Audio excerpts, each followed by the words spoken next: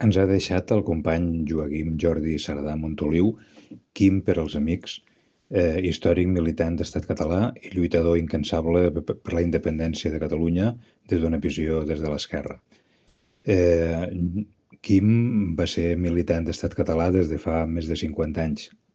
Tenim documentació, a més, des del 1972, que va ser detingut i empresonat amb la darrera onada de detencions de militants d'Estat català relacionats amb el FAC, el Front d'Alliberament de Catalunya.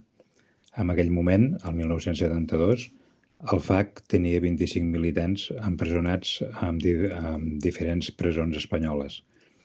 El 1977 va ser amnistiat amb l'amnistia del 77. En Quim va accedir a l'executiva d'Estat català al desembre del 2010, quan el ple de delegacions el va escollir com a vicepresident del partit. A partir d'aquí va continuar a l'executiva. El 12è Congrés d'Estat català, que es va fer al barri del Poble Sec a Barcelona, el 26 de gener del 2020, va ser reelegit per l'executiva, en aquest cas com a vicepresident segon.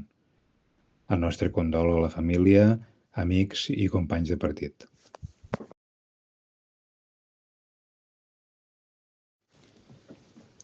Era un militant de pedra picada, tant que, degut a la seva feina, a vegades estava a centenars de quilòmetres d'aquí de Catalunya i, en canvi, cada 11 de setembre estava al Fossar, invariablement. Sempre el vam veure allà.